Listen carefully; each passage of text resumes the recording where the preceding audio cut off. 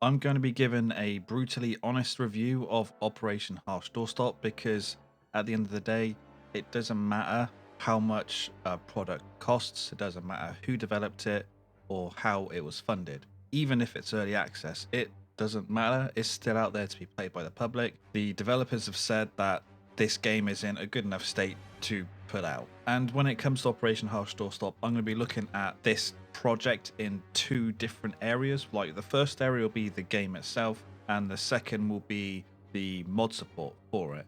But let's start with the positives for the game. While I've already said that it doesn't matter how it was funded, I will give Bluedrak the props he deserves for how it was funded and developed. It's been funded purely through Patreon and I'm guessing his YouTube revenue as well. And he must have put a good core team together to work on this project, maybe get some free volunteer help as well. So I will give him props for that. The game is also free to play and it will always be free to play.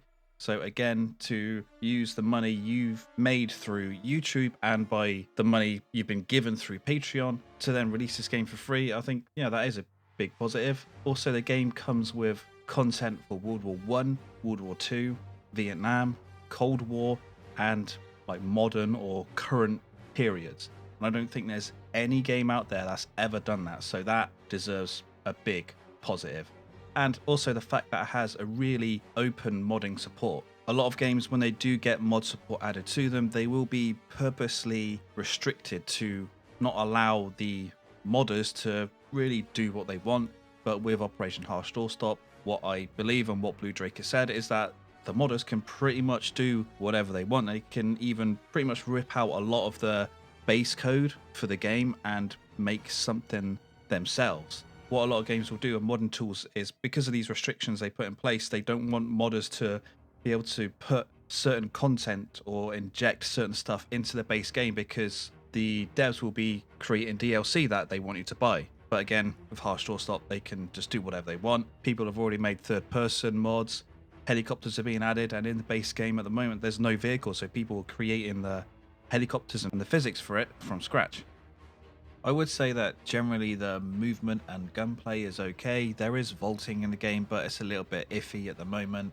And weapon sounds are just sort of okay. I think they lack a decent amount of punch. But generally my experience of the game has been quite negative, and it was a bit of a miserable experience playing it, and I was having to force my friend Redcoat Viking to play along with me so he could get some extra footage and experience with the game.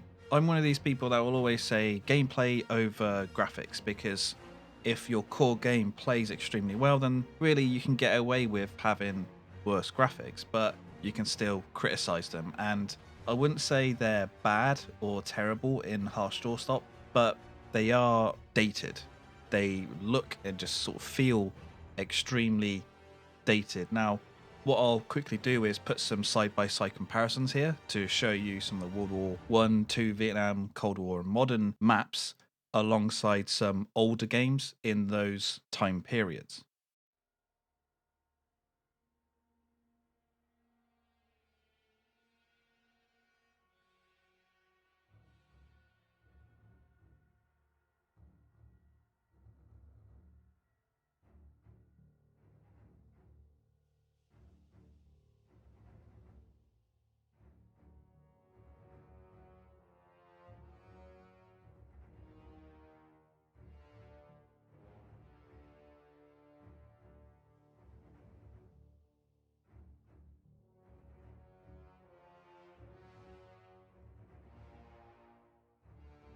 However, while playing the, let's say, the desert area maps or the sort of Middle Eastern themed maps, sometimes with the lighting it can look really nice, but generally, and especially the World War One and World War Two maps, they do look graphically quite bad and extremely dated. And with those maps, you can notice quite a lot of vegetation pop in as well. It's not extremely aggressive where it pops in quite close, but as you're moving around, you will notice it popping in the distance, and there can be quite a lot of vegetation, so it is really noticeable.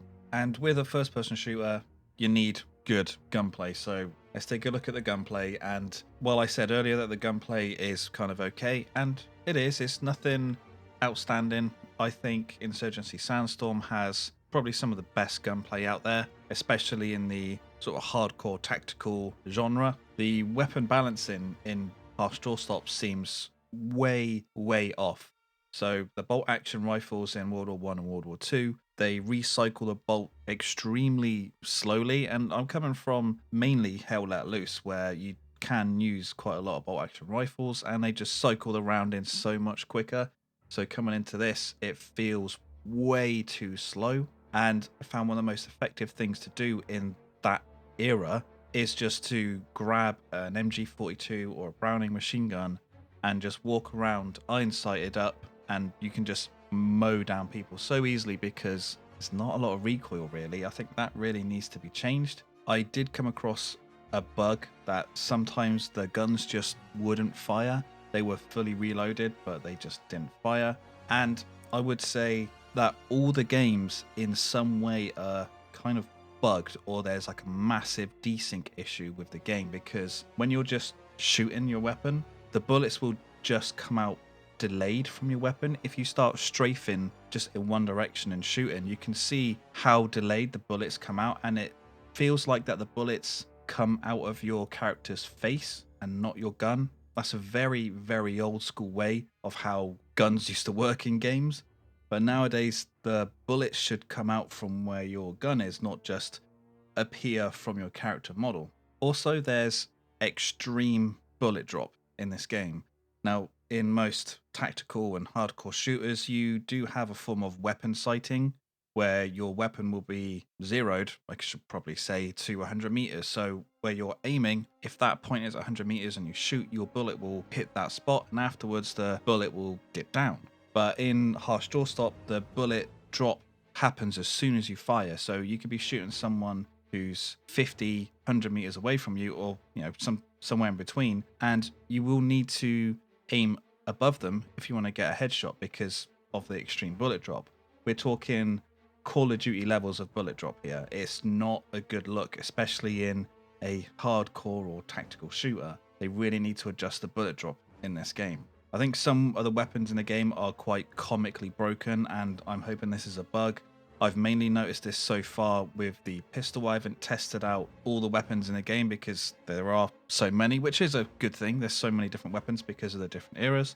But I'll show you the testing I did with a pistol here. Generally, when you're aiming with a gun in Harsh Doorstop, wherever your iron sight will be where the bullet should hit at close range. But you can see with a pistol, the bullets are hitting quite a bit above where your iron sight is after the first shot or so. That really needs to be looked at, and I don't know how something like that got through into the game. I'm not a game dev myself, so I can't comment on how difficult it is to squash these bugs, but I know the devs will have like testing areas or testing ranges to test out the weapons. How did something like that get through into the game? I would never understand. Grenade launchers and hand grenades are really bugged as well. I'll put the clips on screen for you now. But when you shoot a grenade from a launcher or throw a grenade, you can see it start to travel, and then a different grenade will just appear below it, and it'll have a lot less range. It's broken. It's just really broken. I don't understand how that has made it into the game as well. I don't know if that's a desync issue. I have no idea, but if there are desync issues to this degree, then the game shouldn't have been released. Hit reg, I feel, is another big issue of the game. It does just feel like that sometimes your bullets just aren't making contact with someone, or you are hitting them because you see the blood spatter, but then nothing's really happening to them. Again, I don't know if there's a big desync issue with the game, but this is something that needs to be sorted out. And I've noticed that a lot of leaves on trees and bushes have hitboxes, which again, I don't know how that can make it through, but that's something that needs to be fixed. There are a few maps in the game. I think each era gets one map so far, but these maps are not good.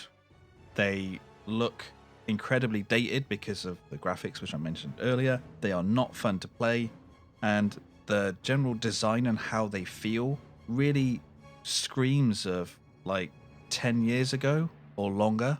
The game desperately needs some better maps, like ASAP. If you're a mod maker, I think you need to get some maps made as soon as possible.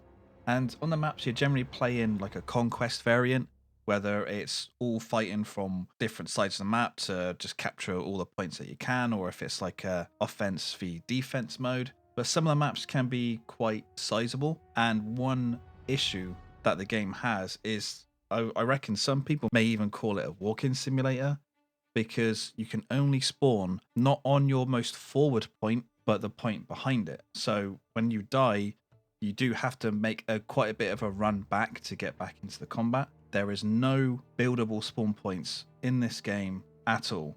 Now you can create squads of up to, I think it was 9 players, and there is a squad leader kit, but the squad leader really serves no purpose. The squad leader cannot build outposts or garrisons or rally points. They cannot put down any markers on the map to show where they've spotted enemies or anything like that. There is no real purpose to the squad leader, apart from just getting a different weapon. I know the game's early access, but it feels like too much is just missing from this game. Another issue on the maps is that there is no spawn camping protection. Now, I come from Hell Let Loose, and in Hell Let Loose, you pretty much have to spawn camp at the enemy's uncapturable headquarters, because that's where the artillery is, and the only way to stop the artillery firing is to kill the people using the artillery. But in Operation Harsh Doorstop, there is nothing at your headquarters spawn, so there is no reason for the enemy to push into your HQ and, well, camp it. But they can in this, and it will happen. And while you do have multiple headquarters to spawn at, it's just something that shouldn't be in this game at all. There should be some sort of spawn protection at the headquarters. A couple of other issues that I came across was that the server would either crash when the map ended, or it would boot everyone out, because pretty much every single time we finished a game, we had to join a different server because we would just get booted back to the main menu. And when you're browsing for a server, there is no way to know which era the server is running. So you could join a World War II map, but end up using different weapons. There needs to be something on there to show you which sort of era you're joining. Another minor issue is that you just cannot rebind your mouse buttons. Sometimes it would just accidentally rebind your right mouse button to something else you're trying to rebind, and then you wouldn't be able to rebind your right mouse button to ADS, so you'd have to reset to default, and that resets every single setting in the game to default, even your audio and video settings. Again, something as simple as rebinding your keys, I don't know how that came through. I remember having this issue when I first made a video on Operation Harsh Doorstop in September 2021. I have no idea how that is still an issue. Another extreme negative for Operation Harsh Doorstop is that there is no anti-cheat in the game. And the developer has come out, and this is on Steam for you to look at, is basically the devs telling you, sort it out yourself.